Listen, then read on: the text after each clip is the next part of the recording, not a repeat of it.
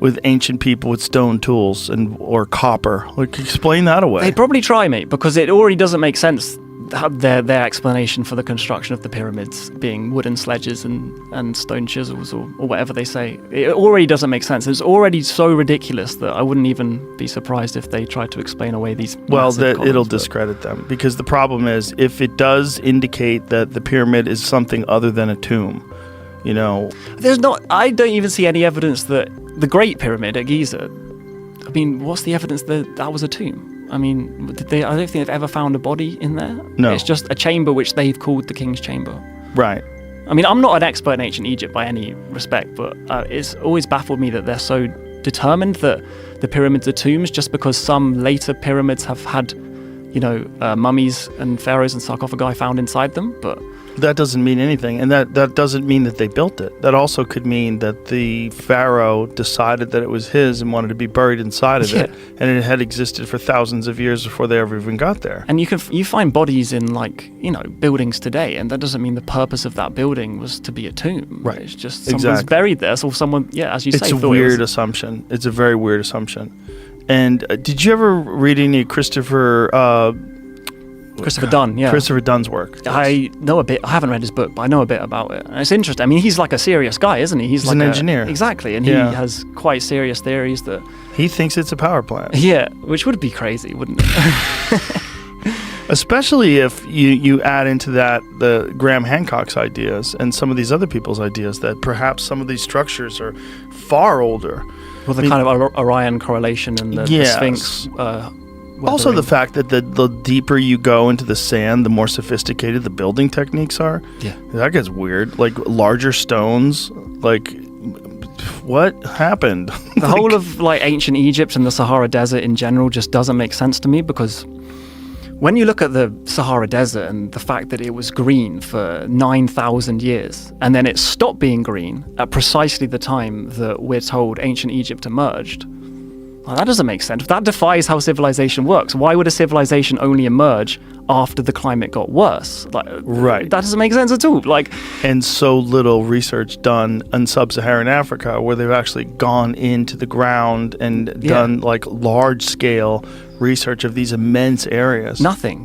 The Sahara Desert is vast and obviously covered in sand and extremely hot, extremely difficult to survey, politically unstable, and there's basically been no archaeological work done across the whole. And the Sahara Desert is massive. It's like the whole of North Africa, right down to... Right. It's massive, and you could fit the United States in there. You could fit anything in there, like a whole preceding civilization for 9,000 years leading up to ancient Egypt. It's the perfect place. It's right by Mesopotamia. It's right by Egypt. And yet we have this blank spot for the 9,000 years before the development of civilization, which is kind of also the gap between... it's a little bit less than this, but the gap between Göbekli Tepe and the birth of civilization. We have this huge area which would have been perfect for civilization, full of rivers, lakes, grasslands, perfect climate, and it's just missing. Also, abundant resources where they could establish a stable civilization because they had so much food and they weren't being attacked, so they could kind of set up shop and figure some things out. Yeah. Over a long period of time. Yeah. So my theory is that things were happening in the Sahara Desert when it was green, in the Green Sahara, for those 9,000 years. And then, because it was really quick, that's what I don't think people realize, is that when the Sahara Desert turned from, green, lush paradise, whatever you want to call it, to a desert, it was like a few centuries. It's called rapid desertification, and it flipped, not overnight, obviously, but in a few centuries compared to 9,000 years is a rapid change. And for any kind of culture that was living there, you wouldn't have noticed it straight away, but in 50 years, you'd be like, fuck, it's getting a bit hot here. Do you know what I mean? Shit's going on. And then so I think maybe people migrated to the last stretch of green that was still available to them, which was the Nile River. And then the kind of survivors or the migratory populations developed around the Nile River, and using the kind of experience and knowledge that they had from their lives and the kind of history of their cultures in the Green Sahara period, that is what led to ancient Egypt. That's just it's theory, also just an assumption that ancient Egypt didn't exist alongside that, or even previous to that. Which is also possible, especially when you consider what Robert Schoch thinks about the erosion, the water erosion in the Temple of the Sphinx. Yeah, the kind of explanation away of that also never made sense to me, that it's wind and sand, because when you see pictures of the Sphinx, even from when they kind of found it in Napoleonic times, it's buried in sand. Right. And there's records from the Egyptians themselves who,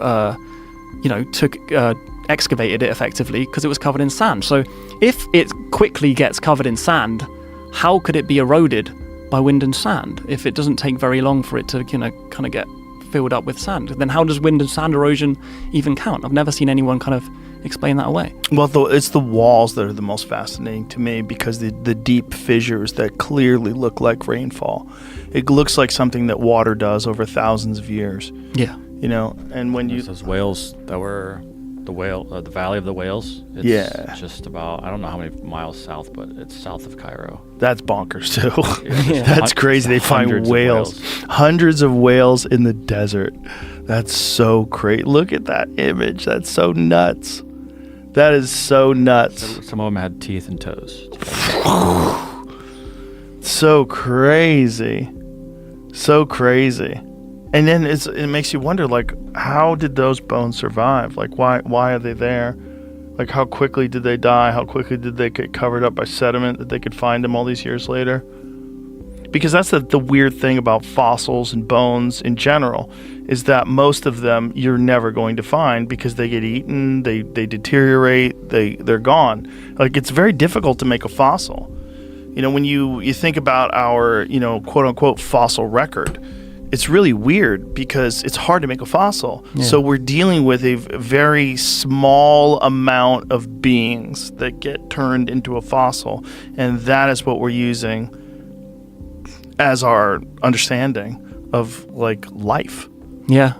It's weird. It is weird. Because it's so limited. I'm not sure do you know when the Sahara was covered in water? I'm not even sure when that was. I mean, some people say that there's like a mass flood during the kind of Younger Dryas period, which I think is... I think they're talking about millions of years ago for these bones. Yeah. How old are these whale bones supposed to be? But I think millions of years ago, it's assumed that it was completely underwater, right? So are we talking like Pangea times? Like, what are we talking about? I don't know. But even not too long ago, like, kind of 12,000 years ago, whatever, they had these massive river systems, like the Tamanrasset River system. Here it is. 40 million years old. Yeah. 40 million years old. But I don't know about the whales. Oh my God. Primitive whales. Primitive whales documenting, how do you say that word? Cetacean? How do you say that word? Cetacean transition? Is that how you say it? I don't know. Cetacean transition to marine life, sauridians and reptiles, as well as shark teeth from the Genaham Formation 40 to 41 million years ago. The strata in, I don't say that either, Wad al-Hitan belongs to Middle Eocene epoch, and it contains extensive vertebrate fossils within a 200-kilometer area.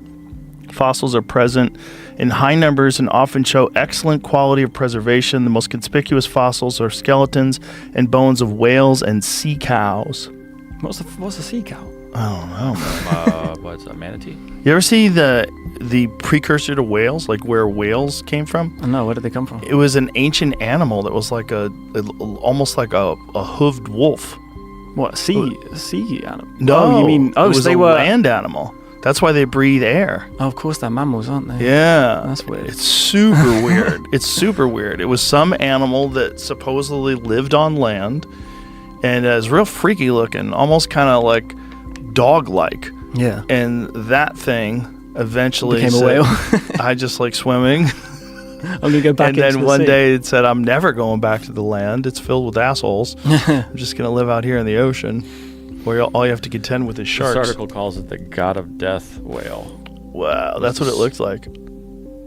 That's what it looked like. That's pretty terrifying. But there's some images of it on land, some depictions. Yeah, that's what it looked like. That freaky thing was what whales came from. That thing walked around the ground and then eventually said, If it's 40 million years ago, is that what those skeletons are then? Maybe. Interesting. Some of them maybe, right? Because they do know that thing. It was when whales walked in Egypt. Wow. I was watching, I don't remember whose podcast it was. I wish I could remember. But we were talking to some guy that found definitive evidence of dinosaurs in Egypt.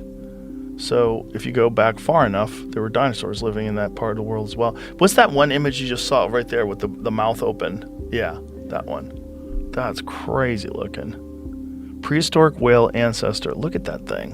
Whoa. That's crazy. Yeah, here's the sea cows. What? This image says a prehistoric sea cow was killed by a prehistoric croc. Wow. Then eaten by a tiger shark. I don't know. Boy. Life is hard where there's no doors. That's the problem with the ocean. There's no doors. There's nowhere to hide. Yeah, so it's just up. constant chaos.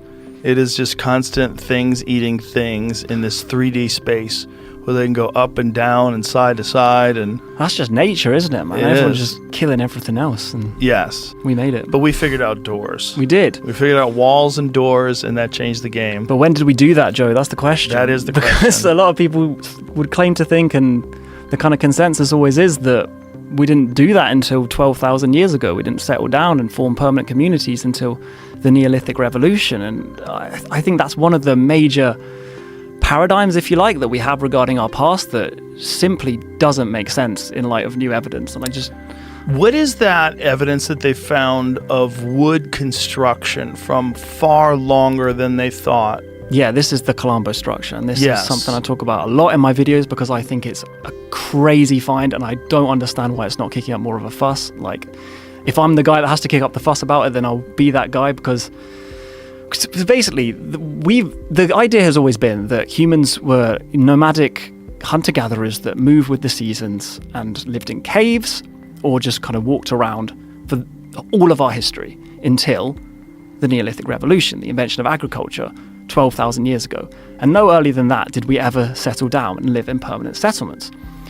But the Colombo structure was something they found a few years ago in modern-day Zambia. And what it is these pieces of wood, and I'll get to the point about why this wood has survived in a minute, because obviously, wood surviving this long is crazy. But there you go. Yeah, so the Colombo structure is these pieces of wood that have been joined together deliberately, cut in notches and connected together, tapered and secured at right angles. And they think it was either a kind of raised walkway, like a kind of raised platform, or a house, a dwelling, a hut, some kind of structure. And why this is so paradigm shifting is because not only does this kind of scream that humans potentially lived in permanent settlement. Sorry, I haven't even said this. This is 476,000 years old. So this predates Homo sapiens. So Allegedly, as in, what do you mean allegedly? Oh, because we exactly. recently found out that they lived 300,000 years I guess, it could have been us. But what they attribute it to is Homo heidelbergensis, who's our last common ancestor with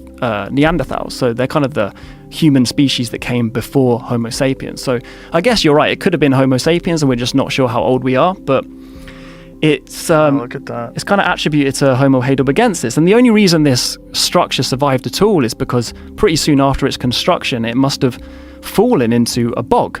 And then that bog kind of got solidified over by the sun. And then it was preserved in waterlogged sediment, which protected it from decay for almost 500,000 years until it was discovered by us recently. And how recent? I think about 5 years ago, maybe. Was it 2019 or something? I'm not 100% sure. But it's crazy. It's lasted so long. Another monkey wrench. Yeah, I would say it's a massive monkey wrench, because not only does it kind of really dispute this idea that we didn't settle down until 12,000 years ago with the Neolithic Revolution, because it's a structure. And it's just because it's so unlikely, it's so unbelievable that this would have survived. But that kind of suggests that it's not the only one. Right. There could have been loads of these, structures everywhere.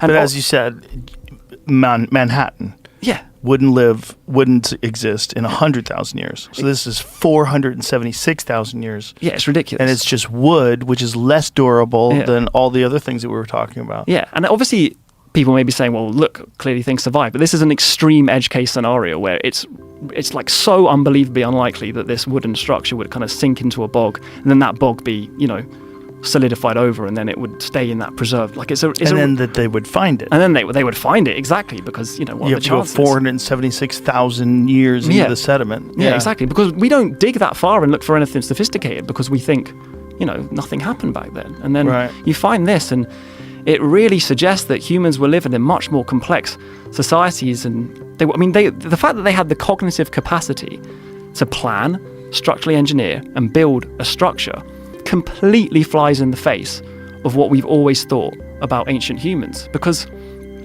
we've always had this idea that there's been this very popular idea in kind of mainstream historical thought that humans only got smart around 50 to 60,000 years ago. And that's just Homo sapiens. We've always thought that other human species never got smart, never achieved what we call behavioral modernity. And this has always been the kind of idea that we went through this cognitive revolution around 50 to 60,000 years ago. And the most obvious proponent of how entrenched this is in kind of academic thought is, have you ever read the book Sapiens? Yes. Yeah, by Yuval Noah Harari. It's an extremely popular book. It sold something like 60 million copies worldwide.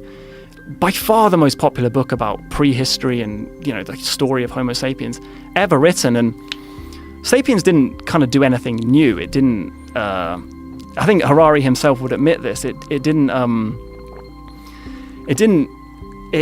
kind of just collected the consensus of academia and presented it in a nice, digestible way to the kind of layman audience. But he took this idea that's always been present in academia regarding human intelligence, which is that while we've been around for quite a long time, we didn't achieve behavioral modernity until 50 to 60,000 years ago. And that's when we started apparently displaying complex cognitive traits like abstract thinking and planning and burying our dead and art, yeah, exactly, and complex language and things like that.